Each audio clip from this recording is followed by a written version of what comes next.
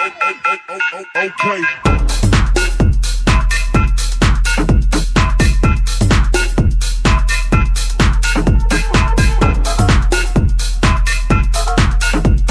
Chers auditeurs, chères auditrices, nous avons le plaisir de vous retrouver ce soir pour un nouveau rendez-vous incontournable de la jeunesse juive engagée, RJM, Radio Jeunesse Marseille. Un pari un peu fou, qui réveille les esprits, qui engage la jeunesse et surtout qui donne la parole à nos jeunes qui n'ont certainement pas la langue dans leur poche. L'émission de libre expression, sans titre et fougueuse à l'image de sa jeunesse militante fédérée par le Fonds social juif unifié. Dans cette émission, les esprits s'ouvrent et les points de vue s'élargissent. 55 minutes de talk, de débat, de culture, de divertissement et même de travail de mémoire. Un média de la liberté d'expression pour la jeunesse militante et engagée où l'on en ressort grandi. Bonsoir à tous, je suis Benjamin Sidbon, coordinateur pour le Fonds social juif unifié et ce soir, RJM, Radio Jeunesse Marseille. Là, ce soir, j'ai vraiment le plaisir de vous retrouver parce que c'est drôle, plus on avance dans l'émission, plus on a des nouvelles têtes. Ceux qui ont créé l'émission sont de moins en moins là, hein. Je crois que je suis le dernier. Et ah oui, c'est vrai que t'es là, Dina, pardon. Et c'est vrai que chaque semaine, on rajoute des nouveaux chroniqueurs, on a des nouvelles minutes. Alors là, en plus, on vous prépare une émission un peu différente de celle qu'on a d'habitude puisqu'on rajoute des minutes. Alors, attention, on n'a pas des jingles à chaque minute parce que si on devait rajouter des jingles à chaque fois, on serait sur une émission qui durerait, à mon avis, 4 heures. Donc, vous aurez la surprise ce soir du squelette de cette émission. Mais avant tout, présentons les personnes qui sont autour de la table et galanterie oblige. Chana, est-ce que tu veux bien te présenter ? Avec plaisir, Benjamin, merci à toi. Donc, je me présente, je suis Chana Lévy et je suis étudiante à l'école Kedge Business School. Et aujourd'hui, Kedge Business School à Lumini. C'est ça. École de commerce. Une école de commerce, exactement. Et aujourd'hui, je représente le Bet Rabat du 5e arrondissement qui est à 3 minutes donc, de la fac de médecine. Ok, oui, le Bet Rabat du 5e. C'est ça, du 5e. De Baruch Bard. C'est ça. Ok, et donc c'est Young Professional, networking entre jeunes actifs, c'est ça ? Exactement, il y a plusieurs cours durant la semaine. Donc le cours des Young Professionals, c'est le jeudi soir. Ouais. Et beaucoup d'événements organisés, par exemple de l'Akba Omer la semaine prochaine, le lundi soir. Ok. Voilà, toujours très actif. Génial. Et un cours des femmes le mardi soir. Je suppose qu'il y a toujours à manger. Exactement, bien Principe sûr. même des rabades. Génial. On a aussi un petit nouveau autour de la table. Alors lui, il est dans aucun mouvement, mais par contre, quand on dit Kedge, ça lui dit quelque chose. Hein, en effet, je suis un ancien de Kedge aussi, notamment avec Benjamin. On a partagé pas mal de cours ensemble. Oui. Pas mal de stages. Oh oui. Donc voilà. Donc salut à tous et merci pour l'accueil. C'est un plaisir d'être avec vous. Donc présente-toi quand même. Adrien Gentil, 29 ans. Je suis responsable commercial dans le digital pour tout ce qui est software dans les services financiers. Et je viens du 12e arrondissement de Marseille. Donc toi, t'es un enfant du pays. Je suis un enfant du pays, de cette petite partie enclavée à la sortie de la L2, si vous voyez, les petites sorties Saint-Barnabé, c'est là. Wow. Voilà, on est bien, on est dans notre petit village à Saint-Barnabé. Génial. Et du coup, t'étais à Paris, t'es revenu vivre à Marseille et tu reviens vivre à Saint-Barnabé. Et je reviens vivre à Saint-Barnabé. C'est incroyable. Exactement. C'est fou. Merci pour cette présentation. Ben, on ne te présente plus, mais quand même, on va faire un effort. Voilà. Alors, bonjour à tous, je m'appelle Benjamin Dré. Je remercie encore une fois Ben pour l'invitation. Bon, en fait, il m'invite pas, c'est moi je m'invite. Donc, je suis responsable des animateurs au mouvement de jeunesse Bnei Akiva. Et voilà, comme d'habitude, c'est un plaisir d'être ici. Et en plus, tu as un fan club dans cette radio. Oui. Il y a des gens qui appellent pour discuter avec toi. Je les remercie. Mais c'est quoi la tranche d'âge de son fan club? Alors, effectivement, on n'est pas sur de la grande jeunesse. C'est pas grave. Non, alors en plus de ça, les gens veulent te parler, mais on n'est pas en direct, donc c'est compliqué. Non, mais je laisserai mes coordonnées à la fin de l'émission pour plus d'informations. Génial. Donc, pour parler avec toi ou plus si affinité? Non, uniquement dans le cadre de l'émission, bien évidemment. Très bien. Merci beaucoup d'avoir clarifié ce sujet. Dina ? Alors, toi non plus, on ne te présente plus. Oui, donc moi c'est Dina Sebaoun, toujours Bogueret au sein de la Bonim Dror. Et voilà, donc c'est toujours un plaisir de venir ici. Et voilà. Et en plus, tu viens et tu prépares les émissions. Alors, évidemment, je pense que je suis la personne qui les taffe le plus à cette table. D'accord ? Plus que les Benjamins. Oh. Les Benjamin Dré, tu veux dire ? Les Benjamin Dré. Ah ouais, d'accord. Ok. Très bien. Heureusement que ChatGPT existe aujourd'hui, hein, Dina. Je ne vois absolument pas de quoi vous parlez. C'est quoi ChatGPT? J'en ai entendu parler sur BFM, tout ça, mais bien sûr. Pas entendu parler plus que ça. Bien évidemment. Allez, on passe au prochain sur la table. Jonas, toi non plus, on ne te présente plus. Ouais, Et on crée carrément des minutes pour toi dans cette exactement. Je émission. crois qu'il y a une minute qu'à mon nom maintenant. Ouais, c'est incroyable. Est-ce qu'elle restera les semaines suivantes? On ne sait pas. On verra. Hein. Ouais. Ah, j'espère pas. Non, Bon, ça présente-toi va. quand même pour ceux qui nous rejoignent. Alors moi, cette je émission. m'appelle Jonas Seraf. Je suis l'ancien responsable des EI de Marseille. Mhm. Et juste, je voulais rajouter une chose, c'est que mes propos n'engagent que moi et pas les EI. Ouais. Pourquoi? Il y a eu des remontrances? Non, pas les deux. Enfin, un peu. Oh, ah, très bien, on a compris. Ok. Et du coup, en fait, tu m'as fait une promesse tout à l'heure. Tu m'as dit, C'est une promesse. bah oui, parce que tu es ancien responsable des EI. Ok. Et Ah. tu t'es dit comme le Fonds social est un vrai soutien des EI Marseille, Effectivement. tu t'engagerais à faire venir la nouvelle responsable des EI, qui est pas nouvelle d'ailleurs, hein, qui est là depuis un petit Non, moment. qu'il y a depuis un an. Voilà, mais Ouais. qu'on n'a jamais vu. Si vous la voyez à d'autres événements que la radio. Mais que toi, tu connais bien. Bah oui, c'est celle qui m'a remplacé. Oui, mais encore. C'est tout. C'est tout. Ok, très bien. Nous n'irons pas plus loin.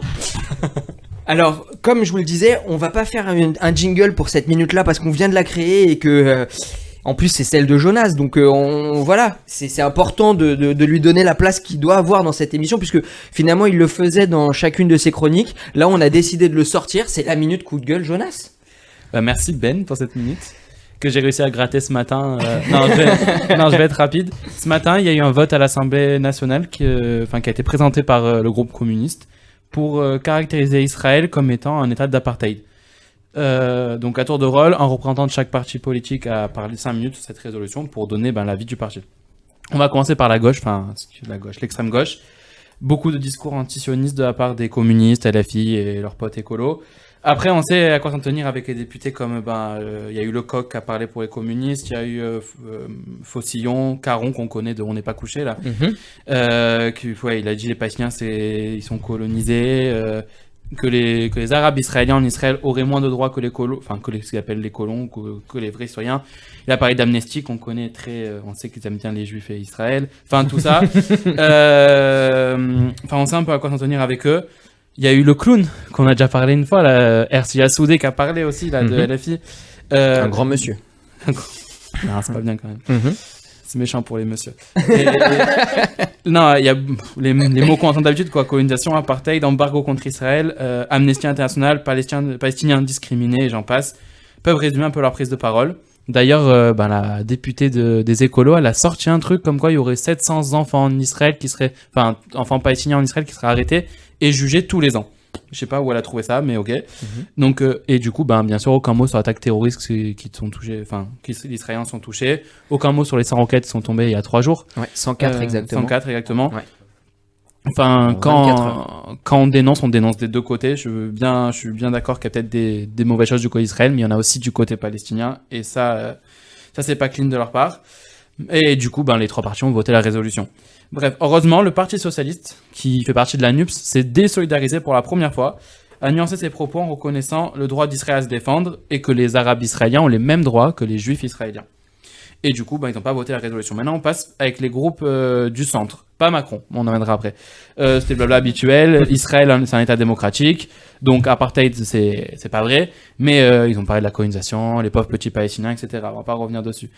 La nuance, ça a été faite avec 3 partis. C'est le parti de Macron, le parti des Républicains et le parti du Rassemblement National.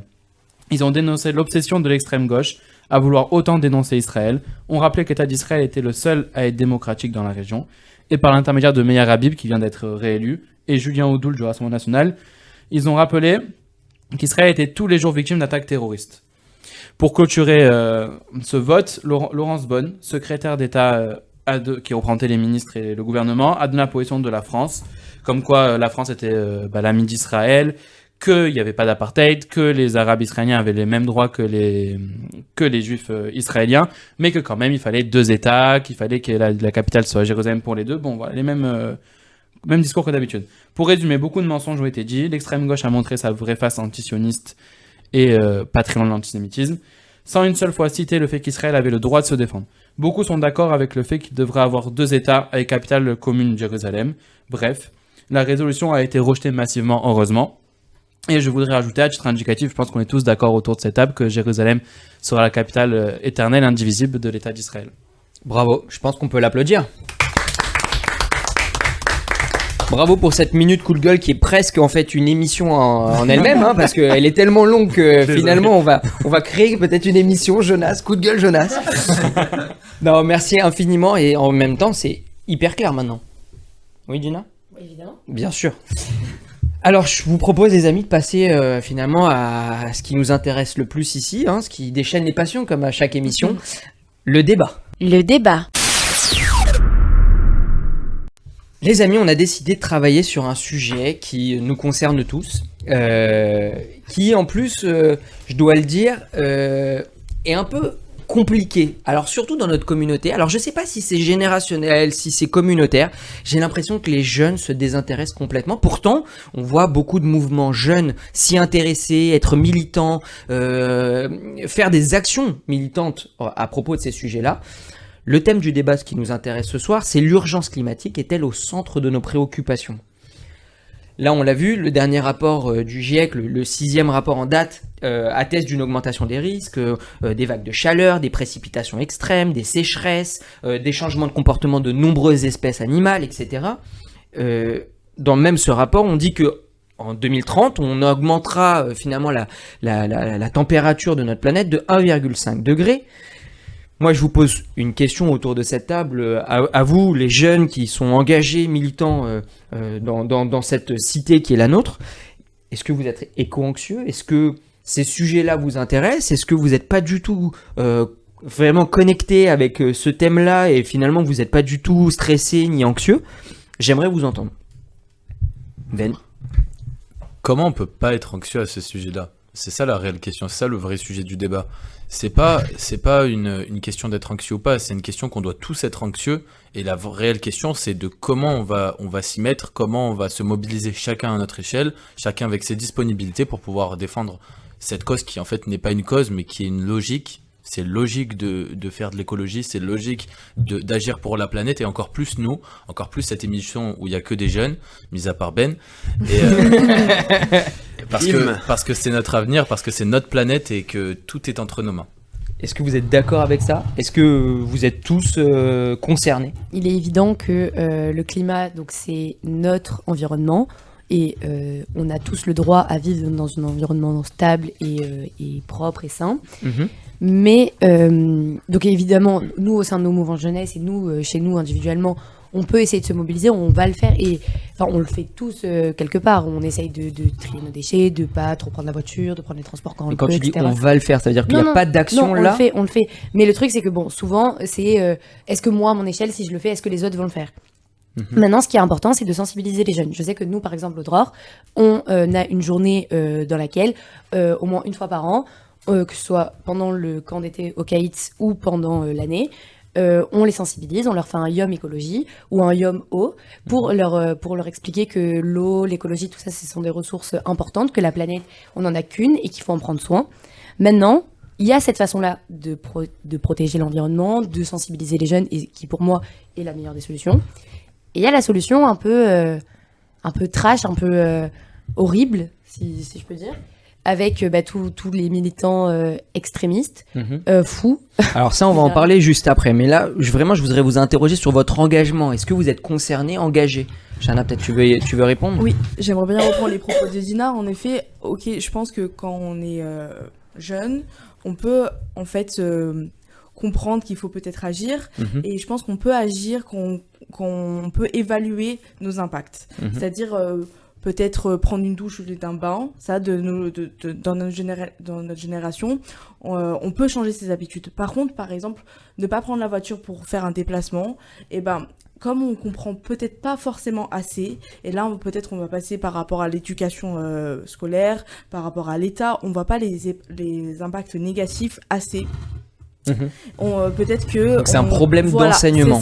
C'est ça peut-être. Et d'où l'importance de sensibiliser Tu les vois jeunes. D'où l'importance, exactement. Tu vois l'impact entre la différence entre une douche et un bain et pas la voiture et prendre un vélo. Oui, parce que c'est gros quand même. Je pense, enfin pour ma part, c'est-à-dire qu'il y a des pays, il y a dans certains pays, dans certaines villes, il y a des enfants et des adolescents, même des adultes qui n'ont pas accès à l'eau. Ça, je peux comprendre. Même aussi, on a vu l'été dernier, qu'il y avait une grosse vague de chaleur. On a vu l'augmentation de la température. on s'est rendu compte de ça, ou même quand, je sais pas, je pense qu'on est tous partis plusieurs fois en Israël, on s'est rendu compte que l'eau de la mer Morte était bien reculée, ça aussi, on s'est bien rendu compte de ça. Donc ça, ces impacts-là, je pense que par rapport à l'eau, on s'en rend compte. Par rapport à le gaz à effet de serre, ça, je pense que c'est un peu plus compliqué à percevoir. Je sais pas ce que vous en pensez. Pour revenir à ce que tu viens de dire sur l'eau, je pense qu'on le traverse là. Il y a c'est une des premières fois que sitôt on a eu un épisode de sécheresse en France, et dans le sud on est bien touché. les principaux concernés. Je L'Espagne, pense que l'Espagne a eu très très chaud, plus de 40 degrés la semaine dernière, des sécheresses. Il y a d'ailleurs un village qui est réapparu en Catalogne, qui était en fait totalement submergé par l'eau, et qui est réapparu cette année. C'est la première fois. Je pense que au-delà du militantisme ou quoi que ce soit, c'est plus du bon sens aujourd'hui de faire attention à l'eau, notamment pour revenir sur l'eau, de limiter les arrosages au jardin, les piscines, etc. Ça, je suis totalement d'accord. Après, aujourd'hui, chez les jeunes, j'ai l'impression qu'il y a une réelle prise de conscience. D'ailleurs, quand on regarde un petit peu ce qui faisait décider les jeunes lors de la dernière élection présidentielle, dans le top 3 des principaux sujets et arguments, il y avait l'écologie. Je pense pas que si demain on demande ça à nos seniors, l'écologie, on le retrouve dans le top 3. J'ai vraiment l'impression que les jeunes s'y intéressent de plus en plus. Ils ont cette responsabilité de voir qu'est-ce qu'ils vont léguer aujourd'hui à la planète et ce qu'ils vont avoir dans quelques années. Donc je pense vraiment... Alors, je rebondis sur ce que tu dis et je vais vous poser la question directement. Est-ce qu'aujourd'hui on s'intéresse à l'écologie parce que c'est un sujet tendance, parce que c'est un sujet qui vient sur finalement les contextes politiques, les débats, etc. Est-ce que c'est du bullshit l'engagement des jeunes aujourd'hui sur l'écologie ? Ma question, j'aimerais bien répondre par une autre question. Ouais. Est-ce que les jeunes... C'est le principe d'un juif. C'est ça, j'allais dire. Est-ce que les jeunes s'engagent pas dans le sujet de l'environnement parce que y a une question d'identité, d'appartenance aussi peut-être, de vouloir par rapport à cette tendance ? Moi, je pense que les jeunes sont tous touchés par l'écologie, mais on n'a jamais été sensibilisés. Je pense que à cette table, on a peut-être eu 2-3 cours de EMC, d'ailleurs, qui étaient très bien. Mais Tu vas faire un bisou à ta prof ? Mon prof, du coup. Ton prof ? Non, donc oui, je me suis perdue à cause de vous. Non, oui, on n'a pas été sensibilisés. On n'a pas peut-être assez été sensibilisés, et je pense que même, et ça revient au truc, les seniors ou les personnes plus âgées ne se rendent pas compte de l'importance qu'il y a aujourd'hui. C'est-à-dire que, et au-delà de ça... Pourtant, c'est pas les premiers à subir les vagues de sécheresse, totalement. Exactement, c'est ça qui est un peu paradoxal, c'est qu'on est tous touchés par le climat, mais on est tellement bien dans notre confort. Je suis désolée, quand on nous dit prendre la voiture ou prendre le bus, personne ici a envie de prendre le bus, tout le monde a envie de prendre la voiture. Surtout à Marseille, je pense. Surtout à Marseille. Ouais. Moi, pour être un petit peu plus profond dans le débat... Oui, excuse-nous. Oh là là, je veux pas me le voir. Je crois qu'on va le laisser. Non, excuse-nous, il a taffé cet après-midi. Sans blaguer. Heureusement qu'il était là. Hein. Sans blaguer. Le débat est très bien. Je retire ce que j'ai dit. Non, alors pour entrer plus dans le vif du sujet, on va dire, il faut savoir que tout ce qu'on est en train de dire, notamment concernant les seniors, c'est dû en partie à une société capitaliste où chacun est concerné par ce qu'il a, par ses enfants, comment ils vont manger demain. On peut dire comment ils vont réussir à aller se baigner s'il n'y a plus d'eau, etc. Mais leur préoccupation n'est pas là. Premier point. Deuxième point, maintenant, d'où ça vient ça ? Il faut savoir que tout a commencé, et c'est l'origine des problèmes écologiques de maintenant, c'est cette même société capitaliste qui a été créée suite à la révolution industrielle. Je ne vais pas vous faire un cours d'histoire, mais c'est là où, en gros, le libéralisme, il a explosé. Et notamment, je rebondis par rapport à cet événement parallèle, l'explosion de l'exploitation de charbon, qui a entraîné une crise écologique à partir de ce moment-là jusqu'à maintenant. Donc, les gens, c'est pas qu'ils s'intéressent pas à l'écologie, c'est pas qu'ils sont pas sensibilisés, parce que il y a des personnes qui sensibilisent, etc. Il y en a plein de plus en plus, et c'est pas qu'à travers des cours de MC. Excuse-moi, Dina. Juste pour ma part, pour donner un exemple, par exemple, je suis rentré je suis en train de faire une licence de comptabilité dans une école privée, et en début d'année, on nous a fait 2 jours d'intégration. Donc, je sais pas, je crois qu'à Cage, ils font une course avec des boussoles, etc. Bah, nous, c'était toute une journée de sensibilisation concernant l'écologie. Donc ça veut dire dans une école de compta on te sensibilise à l'environnement. C'était de l'intégration pour apprendre à se connaître avec nos camarades. On était par binôme. Team building écologique. Et c'était sur le thème de l'écologie. Ça nous a permis de faire connaissance et de nous sensibiliser à ça. Ok. Donc je termine sur ça. On a un réel problème de ce que chacun fait attention pour lui. Et comme j'ai dit, les gens... une société qui est trop individualiste. Exactement, trop individualiste. Et c'est aux jeunes de se démarquer de ça. Mhm. D'ailleurs, c'est exactement ça, ce qu'il a dit tout à l'heure par rapport aux élections. Les jeunes se focalisent beaucoup plus sur l'écologie. Et il faut sortir de cette sphère d'individualisme où ce qui nous préoccupe, c'est combien on va gagner demain, pour se concentrer sur est-ce qu'on va être là demain. Est-ce que la planète sera disponible demain. Sur ça, vous me dites que c'est un problème de sensibilisation. Mais est-ce que quand, par exemple, on a un mouvement de jeunesse et qu'on organise une journée par an sur l'écologie, est-ce qu'on fait notre rôle de sensibiliser ? Est-ce que vous trouvez que vous aussi, acteur dans une école de commerce, vous dans des mouvements de jeunesse, est-ce que vous trouvez que votre rôle à vous, c'est de sensibiliser ? Est-ce que vous le faites assez ? Alors, notre rôle, oui, c'est de sensibiliser. Pareil, nous, au Cycle Droit, on a une journée sur les camps d'été, c'est journée écologie, mais voilà, OSEI. Mais peut-être que oui, on fait pas assez. Après, moi, pour ma part, après, c'est ma part personnelle, pour moi, l'écologie, c'est pas le plus important à inculquer aux enfants. Même si c'est quelque chose qui est important, ça va concerner nous demain, nos enfants, nos petits-enfants demain. Mais c'est pas le sujet le plus important sur lequel il faut sensibiliser. Je t'ai trouvé très en retrait depuis le début de ce débat, à toi habituellement qui rentre dans le match. Est-ce que finalement, toi, l'engagement écologique, c'est pas quelque chose qui t'intéresse ou c'est pas que ça m'intéresse pas, ça me préoccupe, mais pas tant que ça. C'est pas moi par exemple, quand tu parlais du top 3 des jeunes, c'est pas ça que quand j'ai voulu voter, c'est pas ça que j'ai regardé dans mon top 3. Ok. On va dire. C'est pas ma priorité, mais je comprends que les personnes soient anxieuses, qu'il faut faire plus de gestes, de sensibilisation et de penser à l'avenir. Je suis d'accord, mais c'est pas ma priorité à moi. C'est quoi tes priorités si l'écologie et la planète c'est pas ta priorité? Il y a beaucoup d'autres. On va pas partir sur d'autres sujets là, ça sert à rien. Non, mais par exemple en 3 points, sans déballer, 3 choses qui sont plus importantes que l'écologie. Pour moi, l'identité, déjà. Okay, l'identité. La liberté. Ouais, tout ça, la liberté, ça veut dire. Les libertés Je sais pas, oui, les libertés fondamentales, le droit à l'expression, le respect. Pour moi, c'est des choses qu'on a même plus dans la société. Alors maintenant, on va parler d'écologie. Ok, c'est hyper important parce que c'est pour demain, mais il y a des choses comme ça fondamentales qui doivent revenir. Mais tu te rends compte que si on met pas l'écologie au sommet de nos préoccupations, on aura plus ou peut-être pas de possibilité de faire marche en arrière après. On va arriver dans un monde, et je me sers des données qu'il a dit tout à l'heure, c'est-à-dire que les plages elles vont faire que reculer à cause de les plages elles vont faire que augmenter à cause de la montée des eaux, de le réchauffement climatique. Il y a des espèces qui sont en voie d'extinction depuis. D'ailleurs dans le rapport du GIEC ils disent qu'on est dans une nouvelle ère. La dernière ère c'était celle des dinosaures, où ce qui a causé l'extinction des dinosaures c'était la météorite, et là ce qui est en train de causer l'extinction d'année en année d'espèces, c'est uniquement l'être humain. Et nous, je dis pas qu'il faut sauver des animaux, évidemment faut les sauver les animaux, je peux comprendre que ça passe au second plan, mais c'est qu'un exemple parmi tant d'autres. Non mais je suis d'accord avec toi, pour moi ça va devenir un truc central. Mais moi, je te parlais pour moi. Je te parlais pas. Bien sûr. Pour moi, même pour toi, à l'échelle d'un être humain. Non, mais je suis d'accord. Moi, on peut pas penser à la sécurité de toi, à ton identité, si tu sais même pas si demain tu seras là. Non, je suis d'accord avec toi. Mais après, je suis d'accord qu'il faut que ce soit beaucoup plus mis au centre, qu'il doit y avoir beaucoup plus de lois, de résolutions, je sais pas, de réformes ou quoi sur l'écologie, parce qu'on va pas se mentir, il y a pas grand chose. Mais c'est pas la priorité quand je vois que des bases sociales sont même pas, il y a plus rien.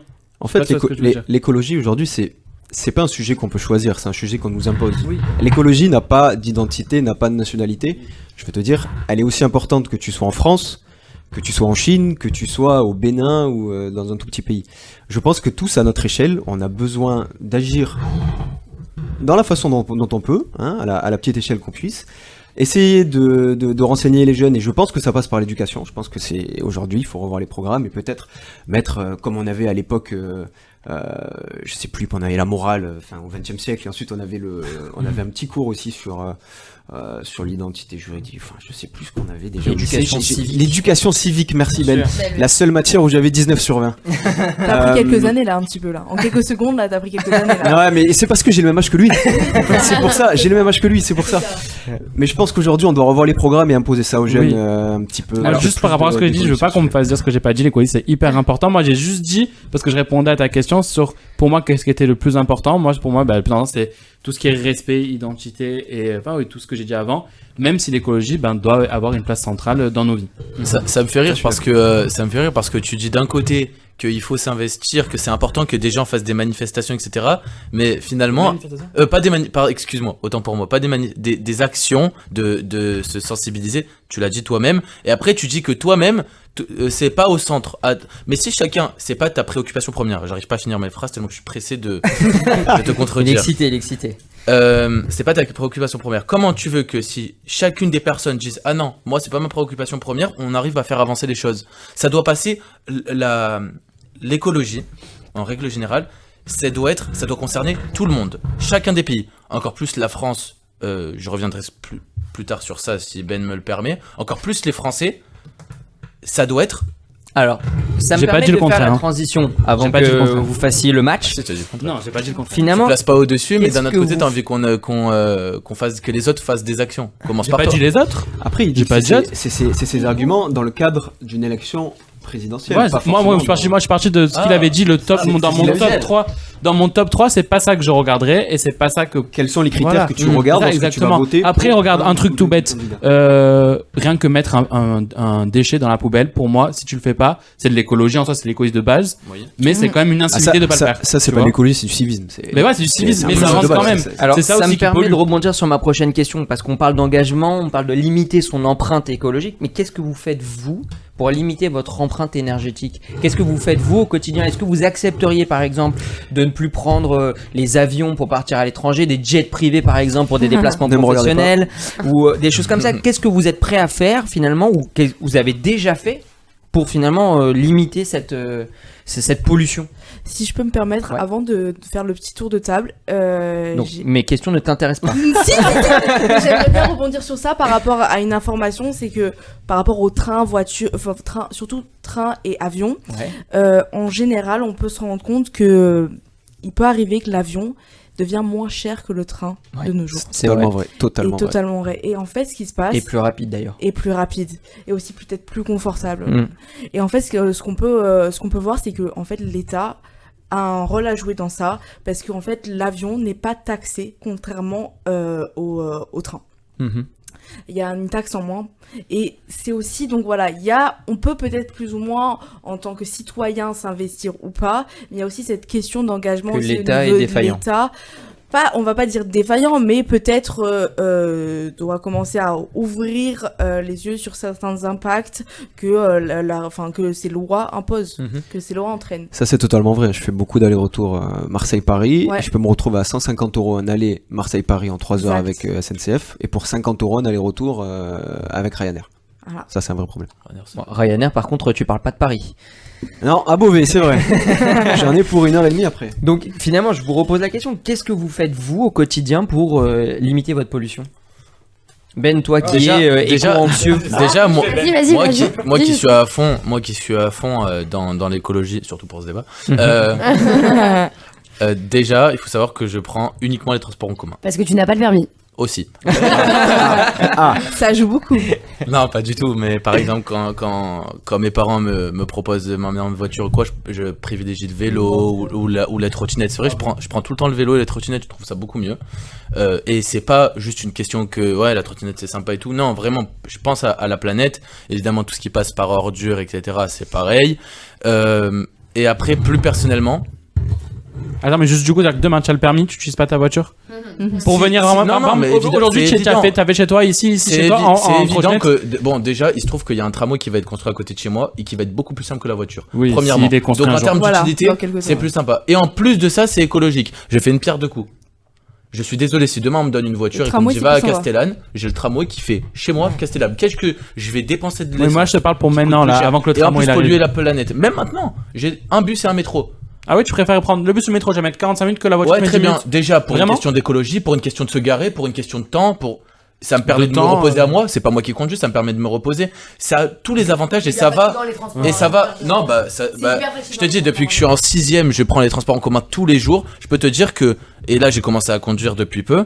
Je trouve ça moins fatigant d'être dans les transports en commun. Ah bon, que d'être dans attends, la moi j'ai un voiture. exemple pour toi qui pourrait marcher. Tu habites à l'opposé de l'école où tu es, tu mets 1h30, je pense, aller-retour. Tu préférais pas avoir la voiture où tu mettrais 20 Évidemment, mais minutes. c'est une évidence, Voilà, ça. ben voilà. Mais ça, c'est une évidence parce que comment forcément, mais je suis à 2 heures de transport en commun, en voiture, je suis à 20 minutes.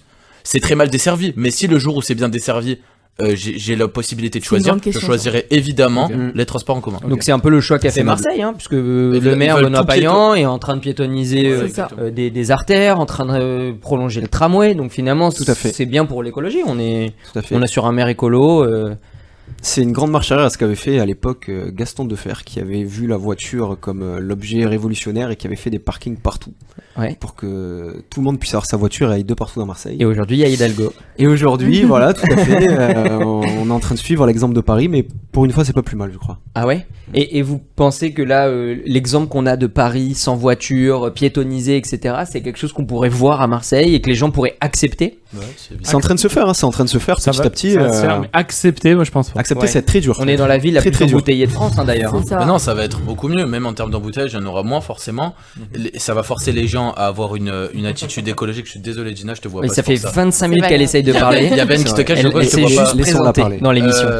Bon, alors je fais éviter après. Et donc, forcément, comme il y a eu l'apparition des vélos de la métropole qui coûtent rien, c'est magnifique Eh oui, ça bien aussi. sûr. Il y a des petits parkings un peu de partout, on peut se balader, machin. Moi, je trouve ça excellent. Et pour la planète, c'est encore mieux. Bravo. Dina, puisque tu veux peut-être te présenter? Alors bonsoir, c'est Dina, je vais représenter le droit. Non, je l'ai déjà fait. Ok, donc pour revenir sur ça, l'idée c'est que l'écologie, pourquoi c'est autant difficile, tous à cette table et même dans le monde, pourquoi c'est autant difficile de s'y mettre et de le suivre, c'est parce que dans nos quotidiens, c'est pas assez, c'est pas simple. Donc là, on parlait des transports, mais je pense à plein d'autres choses, comme par exemple le fait que concrètement dans le quotidien, quand on se dit je suis écologiste, machin, je fais ci, je fais ça, on passe très vite pour les bobos écolos avec leur vélo et en fait dans le quotidien c'est difficile. Enfin, je sais pas si vous voyez ce que je veux dire. C'est très Je pense que difficile. c'est les étiquettes. Ouais. Voilà, ouais. c'est les étiquettes et c'est qu'au quotidien en fait, c'est que je pense qu'il y a une frustration, il y a un blocage au fait de se dire je suis écolo, j'essaye de faire du bien pour la planète, de prendre sur moi certaines choses et je pense que c'est un réel problème et je pense que là aussi vient le problème et en parallèle, je pense que ce problème vient des activistes qui sont trop extrémistes et qui se permettent de faire des Donc choses. on vient au prochain sujet. Alors là, c'est un peu le sujet qu'on voulait aborder pour finir ce débat, mais est-ce que vous connaissez déjà le collectif qui s'appelle Dernière Rénovation? Ah ouais, c'est n'importe On a quoi. entendu parler. Ouais. On a parler. vu bloqué la euh, route de l'aéroport à Paris dernièrement. Ouais, Et Ouais, personnellement, ils s'assoient sur les routes et ils bloquent les gens. exactement. et personnellement, ils m'ont empêché de finir le match de Roland Garros que je regardais l'année passée. Ah ouais, Ah oui, oui, parce que oui, c'est ça accroché au poteau. Il y a une personne qui s'est accrochée au poteau, du filet. ouais. Ouais, c'est vrai, je me rappelle Ça, ça. à quoi ça sert de faire ça à part rien? Bah la semaine dernière, enfin même pas la semaine dernière, parce que quand l'émission passera, ça sera la semaine dernière. Mais est-ce que vous avez vu le musée LVMH, la fondation LVMH Tout à fait. à Paris? Ouais. Ouais. Plein de peintures dessus, devant tous les touristes magnifiques qui viennent et qui prennent un billet d'avion et qui polluent juste pour voir la fondation Louis Vuitton. Et en fait, c'est un mouvement de plus en plus radical, de plus en plus extrémiste, qui, je pense, qui est un peu à l'idée de la jeunesse qu'on a aujourd'hui, qui aime le buzz, qui aime un peu la radicalisation des mouvements.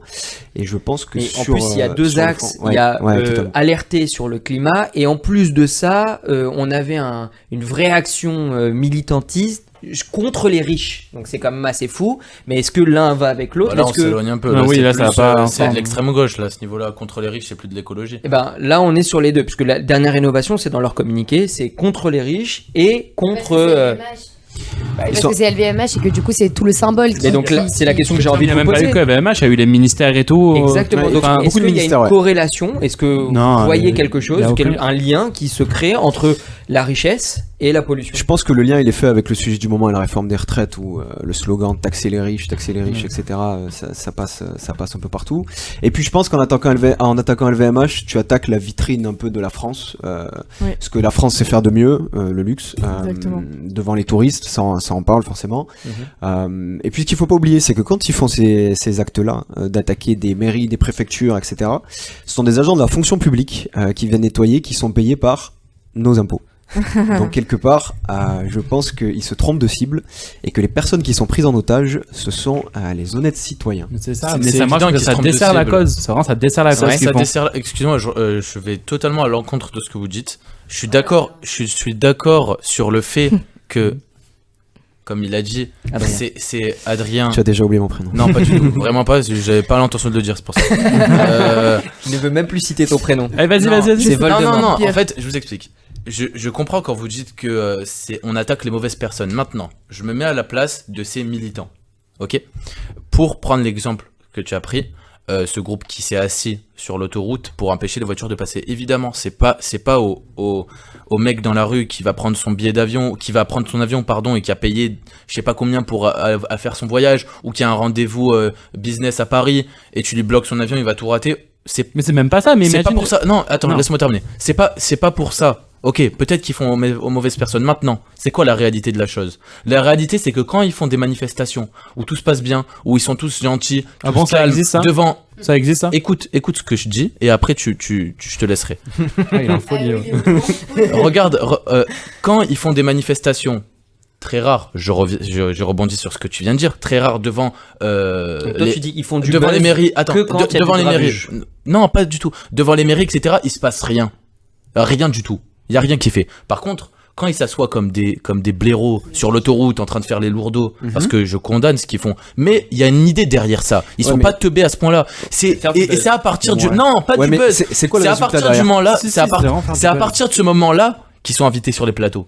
Donc c'est faire Donc du ils se buzz sèvent. pour impacter. Non, C'est pour impacter. OK, pas de souci, si tu veux. Ils font du buzz indirectement c'est ça, mais- pour pouvoir être écoutés C'est ça. et pour pouvoir transmettre le fond de leur pensée. Le fond de leur pensée qui est louable. Donc ça veut dire louable. Le fond de leur pensée. Le fond. Écoute ce que je te dis. Pas la moi, forme. je pense- Le moi, fond je de leur pense pas. pensée, il est louable. Moi, ça veut pense dire pas. que si on veut être écouté en France, il faut casser. C'est ça, exactement. Non, Voilà, pas c'est casser, défendre ça. pas casser. Non, Pas casser, Benjamin. mais s'asseoir. Benjamin, tu es en train de défendre ça. Donc en fait, il faut aller emmerder les gens dans la rue, il faut aller peindre, je sais pas quoi.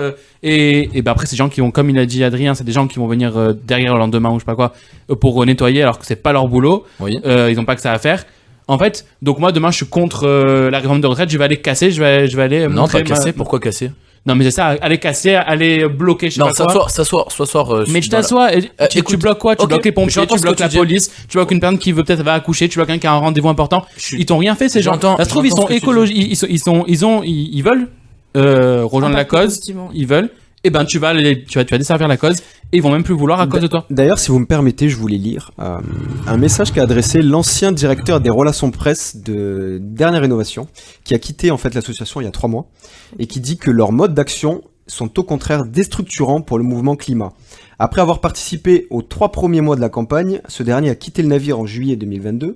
Dans sa lettre de départ, il exprimait ses doutes. J'ai l'impression que DR, donc Dernière Rénovation, invite la presse à un spectacle cynique. Des citoyens vont bloquer d'autres citoyens en colère, d'être ainsi pris en otage. DR crée un affrontement. Ce n'est pas comme ça que nous allons emporter une victoire politique. Ce ne sont pas les blocages qui me gênent, ce n'est pas la conflictualité, c'est la cible qui n'est pas la bonne. J'en connais un qui a bossé avant l'émission. Hein. Alors, C'est l'expérience. J'en profite, c'est très intéressant ce qu'il dit là. Adrien. Ce qu'il dit. Il veut pas le dire, il a fait à Paris. C'est peu très comme intéressant Voldemort. ce qu'il dit. C'est Voldemort. Adrien. Et donc, évidemment, il y a des formes qui se font pas. Ok. Maintenant, j'en profite pour faire une petite parenthèse sur le débat. Quand il y a eu, évidemment, je compare pas, commencez pas à me sauter dessus. Quand il y a eu la ségrégation aux États-Unis. Oula. Oula.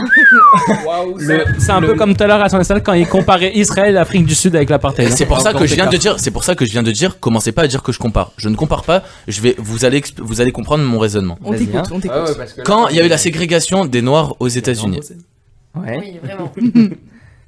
les gens étaient tellement racistes qu'il y avait aucune réforme qui pouvait être faite. À partir du moment où les gens se sont mis dans les bus, ils se sont fait tabasser. Ils étaient 3 au début.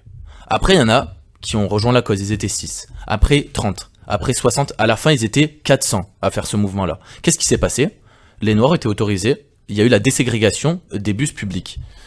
Je compare pas ça à l'écologie, évidemment. Je suis d'accord avec vous quand je vois la forme et je sais que ça dessert la cause. Maintenant, il faut comprendre que dans toutes les injustices qu'il y a eu, dans tout le manque de sensibilisation, le manque de travail des personnes par rapport à un sujet, que ça soit pour le féminisme, il a fallu que des femmes fassent des actes qui dépassent les bornes, entre guillemets, par rapport au système en place. Il aurait fallu que des Noirs ou des Blancs dépassent les bornes par rapport au système en place qui était raciste pour que des mesures soient prises.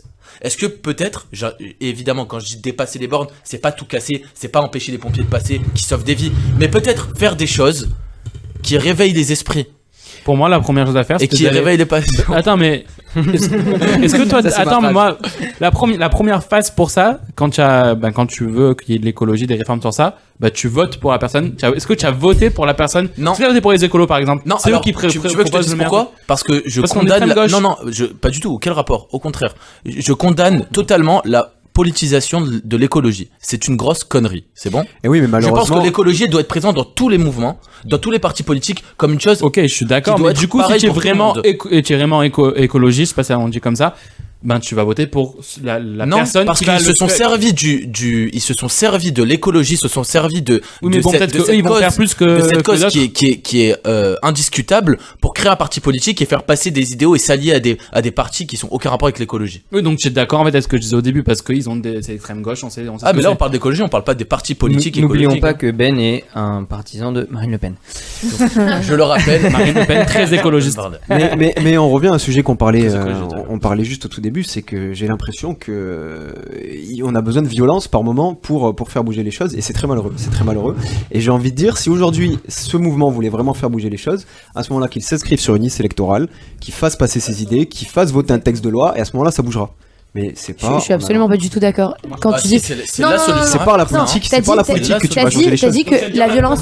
Benjamin, tu viens de dire le contraire, que c'est pas par la politique qu'il faut passer, et tu dis que tu es d'accord avec Adrien. J'ai pas dit que c'était pas par la politique, j'ai dit que c'était par faire des manifestations dans la rue qui servent à rien. C'est sûr. T'as dit politique. Les grèves, elles servent à quoi? Pour la réforme des retraites, à rien du tout. Par contre, si on fait... Je suis le maître de cérémonie ici, d'accord? Laissez parler Dina qui n'a dit qu'une phrase depuis le début de l'émission et qui n'était même pas intéressante. Alors dis-lui. Je vais pleurer. Voilà. Donc, non, par rapport à ce que tu viens de dire, Adrien, du coup, t'as dit sans violence, ça peut pas passer. Sauf qu'à un moment donné, la violence et toutes ces choses qu'il y a autour, ça dessert absolument les causes et ça fait qu'il y a encore moins de gens qui ont envie de se solidariser. Et encore pire, quand on voit les violences, les ci, les ça, et quand on voit que dans chaque mouvement, à chaque fois, il y a de la violence, on n'a pas envie, et même... Au fond, quand on les défend, quand on a envie d'être pro-écolo, quand on a envie d'être pro-réforme de la retraite ou peu importe, quand on voit de la violence et quand on voit tout ce qu'il y a autour, on n'a pas du tout envie. Mais je suis 100% d'accord avec toi, hein. C'est ce que je disais, c'est-à-dire j'ai l'impression qu'aujourd'hui tous les mouvements se radicalisent. Tu regardes la réforme des retraites, ça finit en violence, et aujourd'hui t'entends qu'on a besoin de violence. C'est pas mon avis, hein, je cite. On a besoin de violence pour faire passer les idées. Justement, c'est tout au contraire. Pour moi, ça dessert les causes.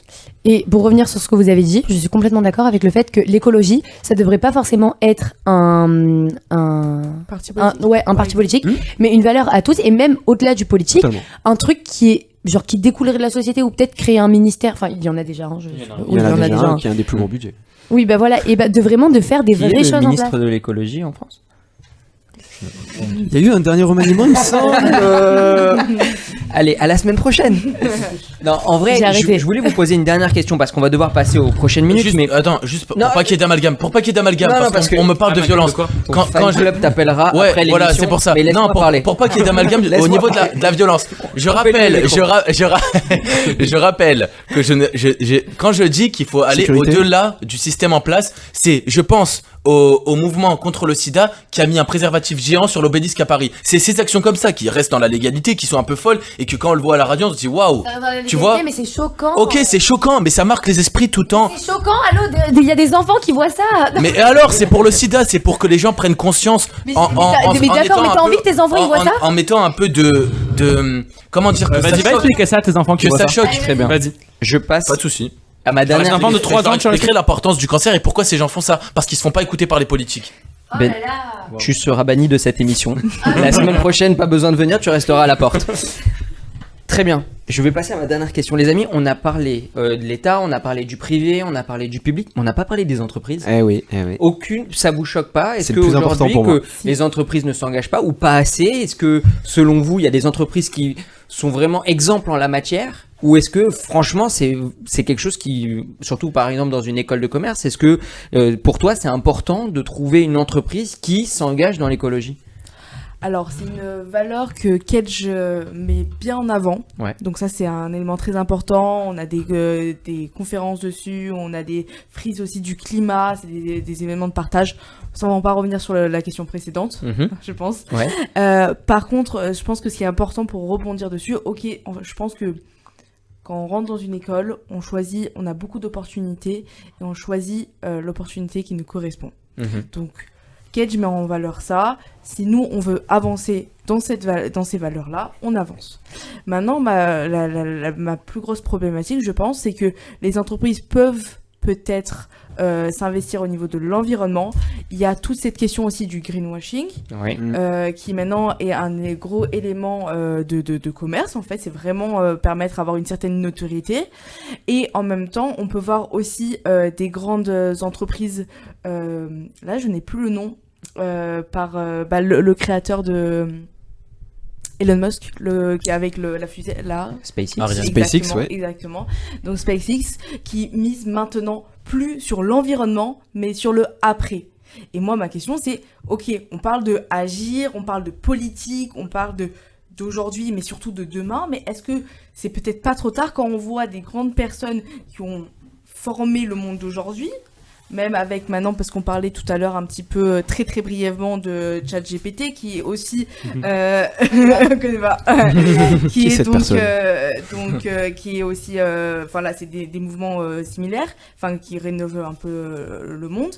On voit que de nos jours, ces grands entrepreneurs, ces formateurs de demain investissent sur le futur, mais sur une autre condition, sur Mars et pas sur la Terre. Alors pour revenir au niveau de la France et des grandes entreprises, notamment dans les entreprises du CAC 40, donc les 40 plus grosses sociétés françaises, les critères ESG sont parmi les principaux critères maintenant de notation. Et pour avoir bossé notamment à la Société Générale, a un plan qui s'appelle Vision 2025 ou 2030, où les critères ESG, donc gouvernance environnementale et sociétaux, font partie des principaux sujets où les principaux budgets sont mis. Aujourd'hui, ça doit venir principalement, je pense, comme on le disait, ça doit venir principalement des entreprises qui montrent l'exemple et qui ont bien plus de poids que nous, simples citoyens. Et je pense que c'est en train d'être fait, il y a vraiment des choses qui sont faites, il y a des amendes qui sont mises en place, il y a vraiment des sujets sur ça. Les amis, on pourrait passer une soirée entière à discuter de ces sujets-là. En plus, là, pour le coup, on a vraiment déchaîné des passions. Ben, il a pris un ban. Je t'avais dit ou pas? En tout cas, merci pour ces arguments, merci pour vos commentaires. Merci aussi pour peut-être cette éclaircie sur nos engagements, sur la jeunesse, sur notre communauté aussi, puisque aussi nous on essaye de s'engager dans du vert. Je pense qu'on pourra même peut-être refaire une émission sur ce sujet-là en allant un peu plus loin, même si Jonas ne t'intéresse pas, mais tu feras le coup de gueule que ça t'intéresse pas, un sujet écolo. On attend vos réactions bien évidemment. En tout cas, merci beaucoup et on passe tout de suite à la minute mémoire. La minute mémoire. Alors Dina, ce soir tu as décidé de nous faire la minute mémoire. Génial. Tu as travaillé. Évidemment. Un logiciel a travaillé pour toi. Non. Et tu as décidé de nous parler donc de la mémoire. Nous t'écoutons. Donc moi aujourd'hui je vais vous revenir sur le devoir de mémoire, qui est une notion clé et qui rappelle que nous avons tous une responsabilité envers les événements passés et notamment sur les événements les plus sombres de l'histoire. Il est essentiel de se souvenir que ces événements pour préserver notre mémoire collective et éviter les erreurs passées ne se reproduisent. En tant que jeunes, on a un rôle crucial à jouer dans la diffusion du devoir de mémoire, parce qu'on représente l'avenir.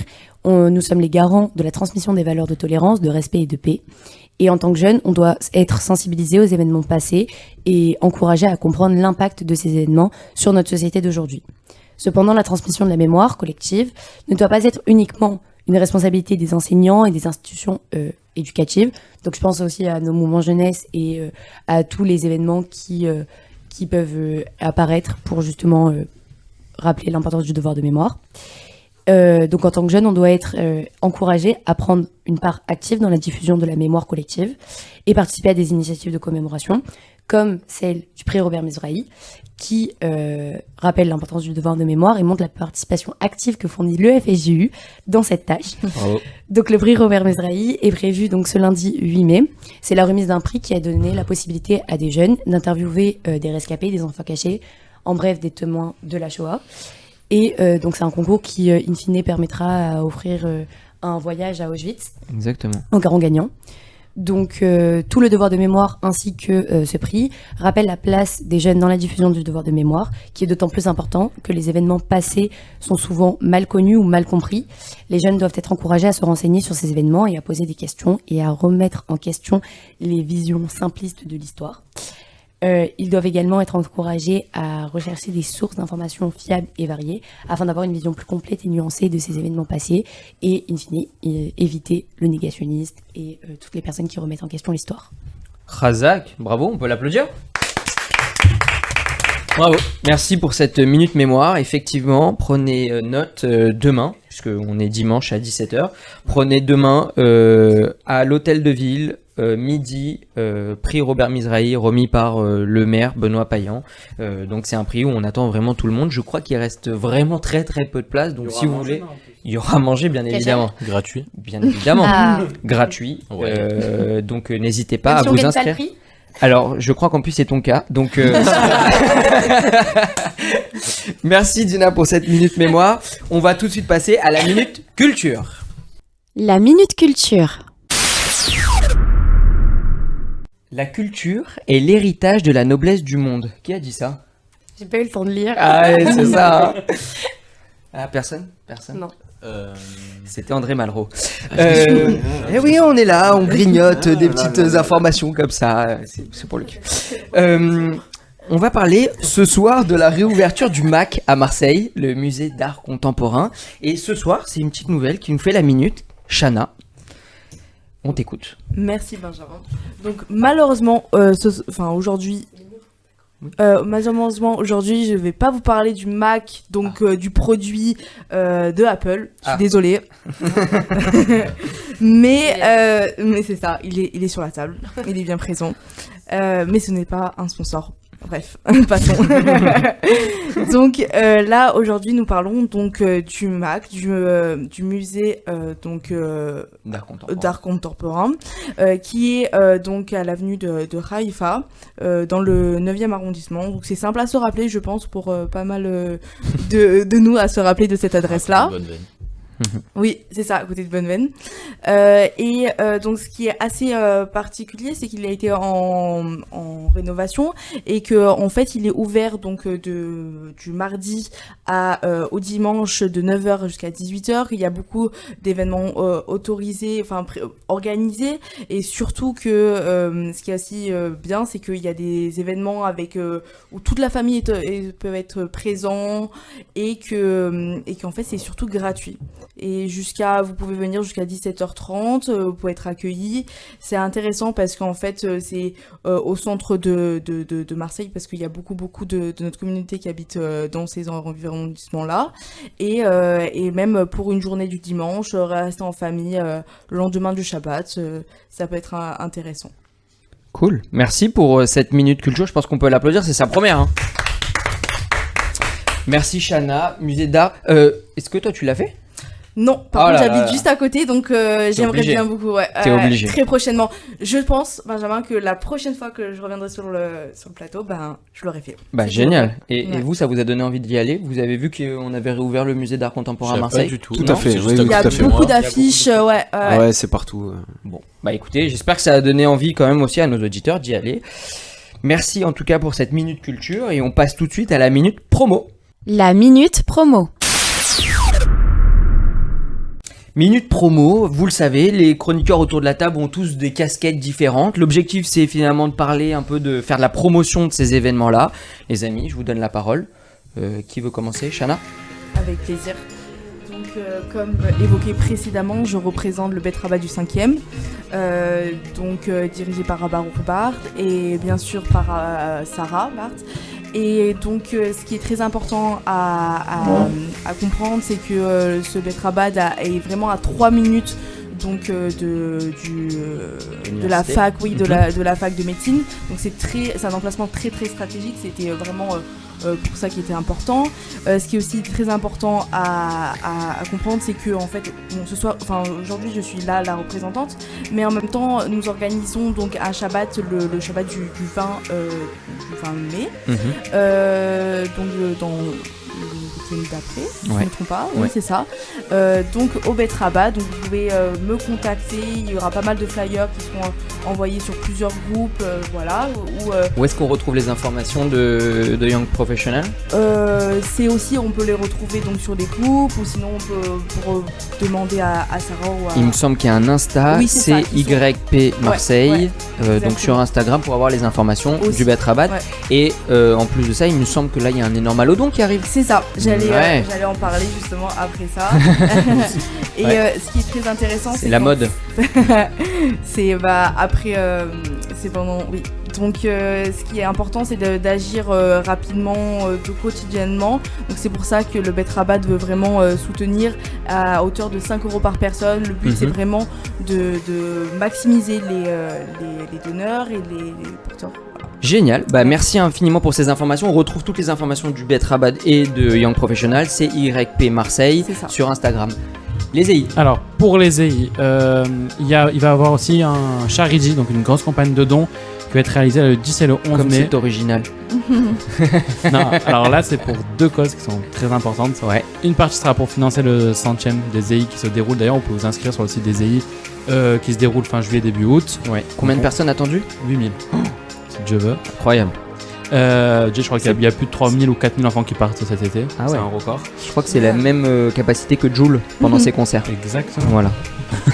Non, alors du coup c'est pour ça, et aussi pour financer les camps, les bourses pour les enfants. Donc 50-50 ça sera. Du coup le 100e comme je l'ai dit, vous pouvez vous inscrire. Et pas les EI mais du coup la synagogue Bar Yochai. Ah là, carrément. Voilà. Là t'as plein de casquettes ce soir. Exactement. Synagogue Bar Yochai organise l'Akba Omer du coup demain soir. Lundi 8 mai à partir de 19h, il y aura une grosse fête dans la synagogue, donc c'est au 5 avenue, 33 rue Jurami dans le 4e à Marseille. Vente de bougies, fête et voilà. Vous pouvez retrouver les informations des EI sur Insta EIFMRG. Bravo, merci infiniment. Très vite, le Dror. Alors le Dror, on vient d'achever notre Mahane Aviv qui s'est très bien passé. Maintenant on passe au Mahane Kaïs, donc le camp d'été, qui aura lieu proche de Bordeaux. D'ouvrir. Les inscriptions viennent d'ouvrir, on est quand même déjà pas mal. Ah ouais. Je sais que la première heure on a fait 29 inscrits. Donc wow. Franchement c'est pas mal. C'est du 9 au 26 juillet 2023. Toutes les informations sont sur Abodror Marseille sur Instagram. Et voilà. Bravo, c'est clair, concis. Le Bné ? Nike va pareil, donc Mahane Kaïtz, les inscriptions sont déjà ouvertes depuis un mois déjà. On a quasiment 50% des personnes inscrites, donc il faut se dépêcher. On retrouve les informations sur Bnei Akiva Marseille sur Instagram ou Bnei Akiva France. Vous verrez qu'il y a des flyers avec toutes les informations pour s'inscrire à ce Mahane. En plus de ça, le Bnei Akiva est ouvert tous les Shabbats. Dans le respect du Shabbat, évidemment, on récupère vos enfants à pied pour les emmener jusqu'au local qui est au 65 rue Dragon pour faire des activités jusqu'à la fin de Shabbat. Bravo, c'est clair, précis, bravo. Là, c'est préparé. Hein, pas comme certains. Non, je rigole. En tout cas, merci beaucoup les amis. Surtout retrouvez l'émission sur Instagram, donc RJM Radio Jeunesse Marseille by Noé.